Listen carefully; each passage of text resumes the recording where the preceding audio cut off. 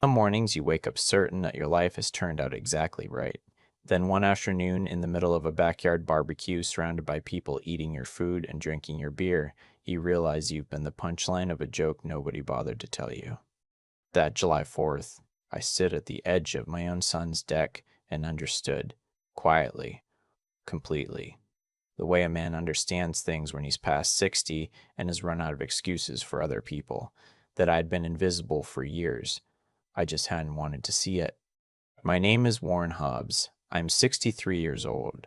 I spent 31 years building a plumbing and HVAC business in Columbus, Ohio, with my hands, my credit, and more 5 a.m. mornings than I care to count. My wife, Diane, worked alongside me for the first 15 of those years before the MS took her mobility and eventually took her from me entirely. 6 years ago this past March. We raised one son together. We sacrificed for him the way parents do when they believe the sacrifice is building something permanent. His name is Nathan. He's 34. And on the 4th of July, while I stood holding a paper plate of potato salad I hadn't touched, he handed his father-in-law a set of keys to a brand new Yamaha FJR 1300 touring motorcycle, retail price, as I later confirmed, just over $17, thousand, and announced to 30-some people that the man had been more of a mentor to him than anyone he'd ever known. I was standing maybe 12 feet away, the paper plate bent in my hand. I remember noticing that, registering the physical sensation as a way of grounding myself while everything else tilted sideways.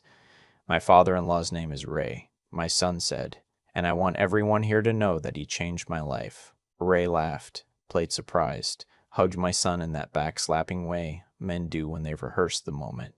The crowd applauded. Someone whistled. And then Nathan walked over to me with the particular expression of a man who has forgotten to plan something until the last possible second, reached into the pocket of his cargo shorts, and held out a greeting card in a slightly crinkled envelope. "Happy 4th, Dad." It had a cartoon flag on the front. Inside, in my daughter-in-law's handwriting, "Hope your summer has been great. Love, Nathan, Sandra, and the kids." A generic card. The kind you grab from a drugstore spinner rack without stopping. There was no gift. I said thank you. I meant it to sound normal, and it nearly did. My 9-year-old granddaughter Lily was watching me from across the deck with those dark eyes she got from Diane, and I smiled at her so she wouldn't worry. Then I set my paper plate down on the railing and stood there for a moment with my hands in my pockets, watching my son laugh with his father-in-law, while the new motorcycle sat gleaming in the driveway, with a red ribbon still tied to the handlebars. Ray owns 4 car dealerships across central Ohio. He drives a Cadillac Escalade and lives in a house in Dublin with a home theater and a putting green in the backyard. He has never needed a thing my son could give him. But he got the motorcycle. I got the card. I drove home on 270 North with the radio off. That was unusual for me. I'm the kind of man who fills silence with classic rock and sports radio, always have been. But that evening I needed quiet. I needed to hear myself think clearly for the first time in what felt like years. At home, I sat in Diane's armchair. I still call it that, always will. And I let myself feel the whole weight of what had happened without smoothing it over or explaining it away. That was new for me. I spent most of my adult life being practical, solutions-oriented, the kind of man who fixes things and moves on. But Diane used to tell me that sometimes you need to sit with something before you can understand it. She was usually right about that. I wasn't just hurt, I was waking up. Because that moment at the barbecue wasn't new behavior. It was just the most public version of something that had been happening for a long time. The shape of it was familiar once I let myself look at it straight. I thought about Nathan at 22, calling me from Ohio State in tears because he'd failed his junior year internship placement and was about to lose his apartment. I drove to Columbus that same night, helped him find a new place, covered 3 months of rent while he got himself sorted. $4,200 I didn't have to spare at the time. He thanked me for 2 days, and then we never mentioned it again. I thought about the wedding 5 years ago, when he and Sandra decided on a venue in Scottsdale, Arizona, a destination wedding, because that's what Sandra had always imagined. Diane had been gone 8 months. I was still learning how to eat dinner alone, but I wanted him to have the celebration he deserved, so I covered the venue deposit and half the catering. $19,000 total on a payment plan that took me 2 years to clear. I thought about the business loan 3 years ago. When Nathan decided he was going to open a sports bar with a partner, I believed in him. I wanted to believe in him. I put in $40,000 of my retirement savings. The partner walked out after 11 months. The bar closed 14 months after that. Nathan apologized once. He never paid back a cent. I thought about the monthly calls that weren't really calls so much as requests dressed up as check-ins. A cash advance for a car repair, help with a property tax bill, a bridge loan for a slow month. I never kept a running total. That was my first mistake.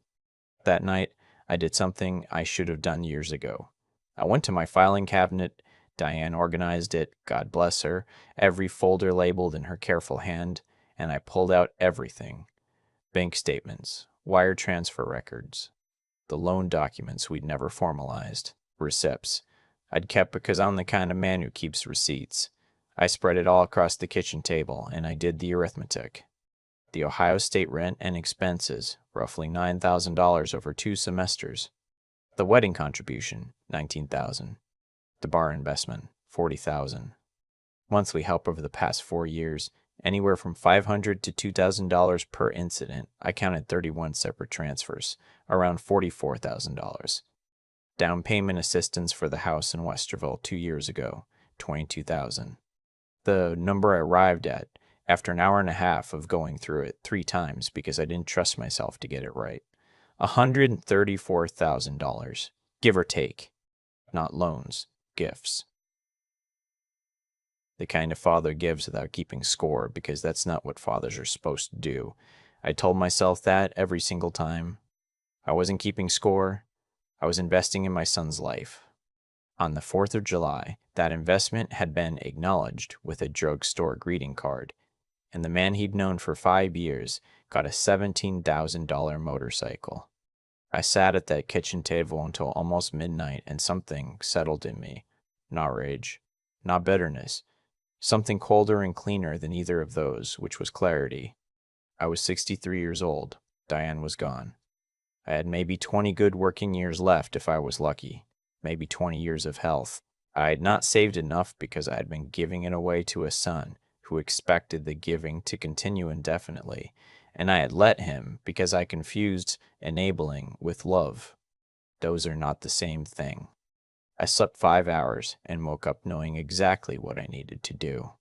I called my attorney on a Monday morning. His name is Paul Garrett. He's been handling my business affairs for 16 years, a straight-talking man from Lancaster who has never once told me what I wanted to hear when what I needed to hear was different. I laid out the situation. He listened, without interrupting, which is his habit, and then he asked 2 questions. Had I documented everything? And what outcome did I want? Yes, I documented it. And as for the outcome, I didn't want revenge. I wanted to stop. I wanted to close the door on a financial arrangement that had been going one direction for years, and I wanted my son to understand that the door was closed and why. Paul nodded across the desk. Warren, you have no legal obligation to continue financial support to an adult child. Everything you've given him was voluntary. Going forward, you simply stop. What I'd recommend in addition is updating your estate documents to reflect your actual intentions rather than assumptions you may have made years ago under different circumstances. That last part hit harder than I expected, because I'd made a will after Diane died, and it was straightforward and unexamined, everything to Nathan. The house, valued at around $310,000. My business, which I'd had independently appraised at $480,000 after a strong few years. My retirement and savings accounts, which totaled around $215,000 after the withdrawals. Other assets. The total estate, somewhere north of $1 million. Nathan was set to inherit all of it. I hadn't thought about it since the day I signed the documents, because thinking about your own death is uncomfortable, and because I'd assumed everything between my son and me was what it appeared to be on the surface. I told Paul I wanted to change it. We spent 2.5 hours on that. It was the most important conversation I'd had in years, maybe since the weeks after Diane's diagnosis when we had to sit down and talk about everything we'd been putting off. Nathan would receive $50,000, I chose that number deliberately. His father-in-law had received a $17,000 motorcycle. My son had given me a card with no monetary value. 50,000 felt both fair and honest, the kind of fairness that communicates something. Lily, my granddaughter, would receive a trust of $180,000, managed by Paul until she turned 25. She had nothing to do with any of this, and she has Diane's eyes, and she deserves to start her adult life without the weight her father carries. The remainder, the house proceeds, the business, the retirement accounts, would go to my nephew Corey. He's 38, works in my company as a lead technician, and has put in honest years without ever once treating me like an ATM. He knows every pipe and every job we've done together. He's the one I want carrying this forward. I also established a $20,000 gift in Diane's name to the MS Society's Ohio chapter. She would have been quietly embarrassed by that and privately pleased. Paul included a no contest clause. If Nathan challenged the will in probate, he'd forfeit the $50,000 entirely. I signed the documents that same week, with two of Paul's colleagues as witnesses. Walking out to the parking lot on 4th Street, I felt lighter than I had in years. Not happy exactly, but honest, like I'd finally told the truth about something I'd been softening for a long time. The bank was next. I have accounts at Huntington, where I've banked since, before Nathan was born. Nathan was a joint account holder on my primary checking account. I'd added him after Diane passed, thinking it would simplify things eventually. He'd never used that access for anything I was aware of, but it was there, and I was done with there. I drove to the branch on Broad Street on a Tuesday. The branch manager, a thorough woman named Ms. Okafor, handled it efficiently. Nathan's name was removed from the account within 30 minutes. I also removed him from the emergency contact on my business banking. When I left, I drove to the shop, Hobbs Mechanical, on the east side, and I told Corey I needed to talk to him about something important. We sat in my office with the door closed and 2 cups of bad coffee, and I told him everything: the 4th of July, the card, the motorcycle, the accounting I'd done at my kitchen table, the will, his role in it. Corey didn't say much for a minute. He looked at his coffee cup. Then he looked up and said, "I always figured you'd been carrying more than you let on. I should have said something years ago." "You couldn't have," I told him. "I wouldn't have listened. That's on me." He asked if I was sure about the business. I told him I'd never been sure of anything since the day Diane agreed to marry me, and he laughed, and it broke some of the tension. And then we shook hands, and I felt like something real had been decided between 2 people who were actually paying attention. The earthquake arrived on a Wednesday, 12 days after July 4th. Nathan called me at 7 in the morning. I didn't answer. He called again at 7:45. Then twice more before 9. I made coffee, read the paper on my tablet, listened to the Cardinals game recap on the radio. I did not answer. What I later understood had happened, Nathan had tried to use the access he assumed he still had on my checking account to cover an overdraft on his own account, a connection he'd set up 2 years earlier without mentioning it to me directly.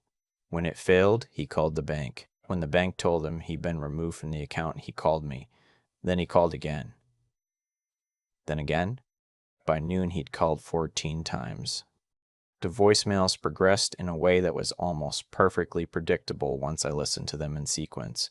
The early ones were casual, nearly breezy. "Hey, Dad, can you give me a call when you get a chance?" Then confused. "Dad, there seems to be some kind of issue with the bank. I'm sure it's just a mix-up." Then worried. "Dad, seriously, I need to talk to you. Please call me back." Then the 4th or 5th one. The tone shifted, and for a moment I almost heard my actual son again. The 22-year-old who had called me from a parking lot in Columbus because he didn't know how to handle a problem and needed his father. "Dad, I don't know what's going on. I'm scared. Please." Almost. Then the next one. "Dad, I don't know what I did, but if this is about the 4th of July, you can't just cut me off over a holiday thing. That's not fair." A holiday thing. A $17,000 motorcycle for one man and a gas station card for me was a holiday thing. I didn't answer that day. I didn't answer the next day either. He showed up at the shop on Friday afternoon. I knew he would. Nathan has always preferred confrontation at a location where I'm working because it gives him the psychological advantage of interrupting my day, something he learned to do as a teenager and never unlearned.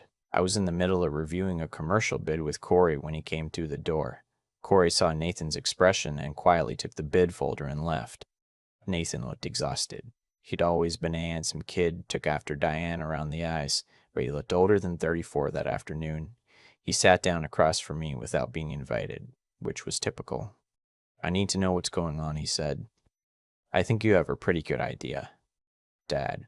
He rubbed his face.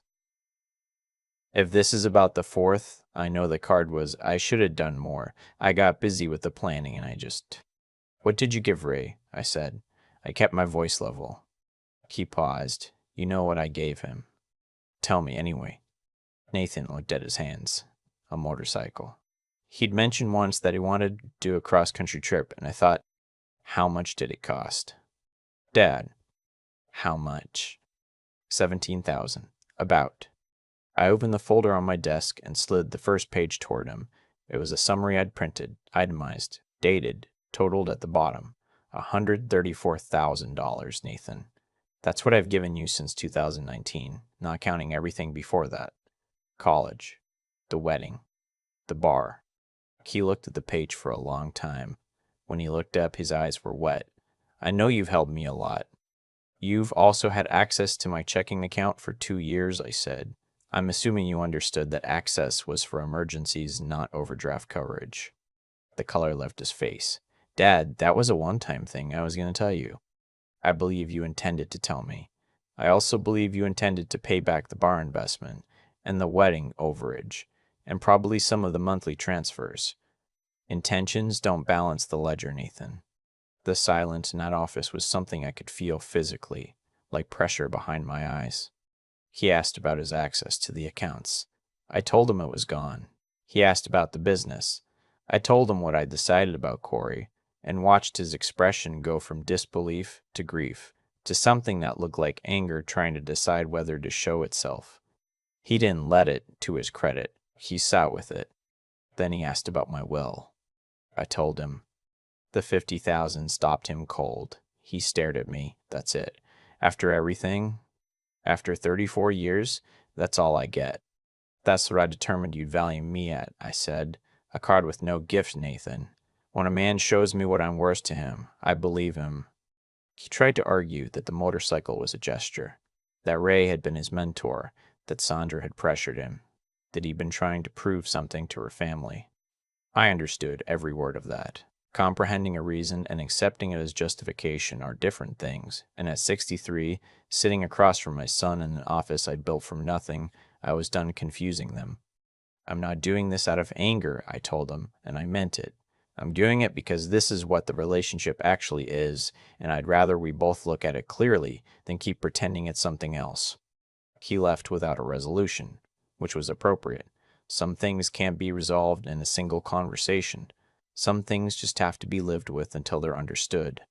What happened next came through Lily. My granddaughter had been at her friend's house the day Nathan came to the shop, but she called me that Sunday morning. She does that, has since she was 7, just calls to talk, and I could hear in her voice that things at home were not good. Her parents were fighting a lot, she said. Her dad seemed sad. She asked if I was okay. "I'm fine, sweetheart," I told her. "Your dad and I have some grown-up things to work through. None of it is your fault, and none of it changes how much I love you." She was quiet for a second. Then she said, "Grandpa, at the force, when Dad gave you the card and gave Grandpa Ray the motorcycle." I noticed. "I know you did," I said. "It wasn't right, Grandpa." "No, it wasn't. Are you going to be okay?" I told her yes. I told her I was better than I'd been in a long time, actually, which was true in a way I wasn't sure she could understand yet. She'd understand it eventually. She's Diane's granddaughter.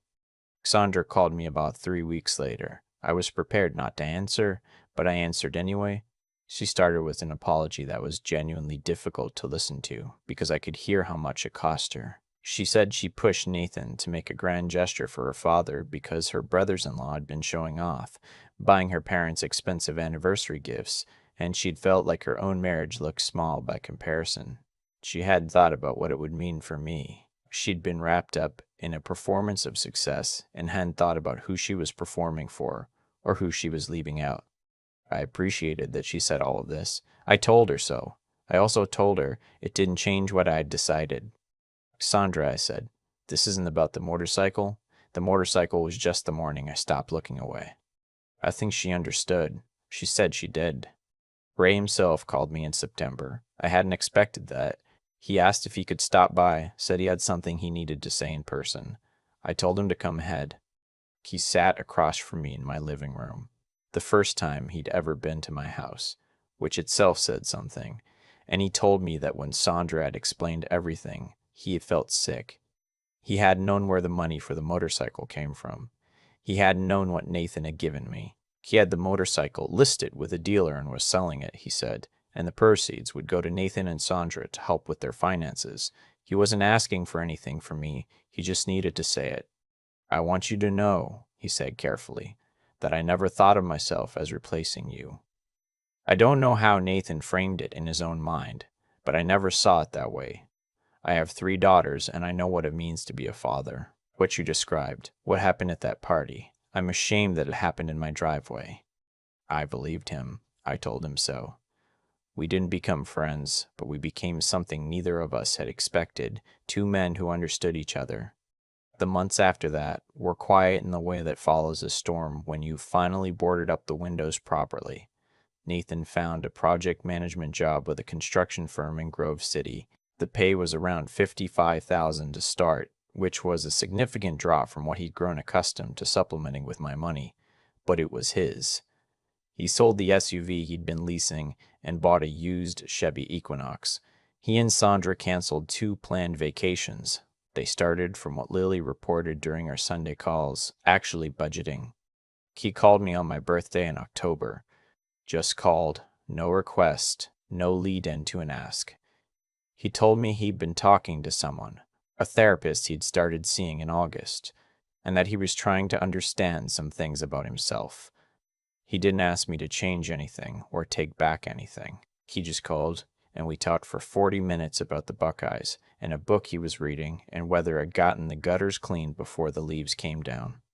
When he said goodbye, he said, I love you, Dad, the way you say it when you mean it and aren't expecting anything back. I said it back. I didn't forgive everything in that phone call. That's not how forgiveness works. But I heard something in his voice that I hadn't heard in years. Something like accountability. Something that didn't need an audience. And it meant more to me than any gift he could have bought. My will hasn't changed. I've thought about it, and I'll keep thinking about it, and maybe in a few years it will look different. But right now it says what I need it to say. Corey is running day-to-day operations at Hobbs Mechanical. He's doing well. Better than well, actually. He brought in 2 commercial contracts in the first quarter that I wouldn't have landed because I've gotten too comfortable with the residential side. He calls me most mornings, and I stop by twice a week, and there's an ease between us that I used to think only existed in storybooks about fathers and sons. Lily and I have lunch every other Sunday. She orders the same thing every time, grilled cheese and tomato soup, a side of fries she never finishes. We talk about school and books and the dog she's been campaigning for. 2 weeks ago she made me a card. Construction paper, markers. Her handwriting's still a little lopsided. And it said, for the best, Grandpa. Not because of stuff. Just because. I have it on my desk. Next to a photo of Diane from 1998, the one taken at Cedar Point the summer before everything got harder when she's laughing, with her head tipped back and her eyes closed. On hard days I look at that photo and I think she'd know what to say. She always did.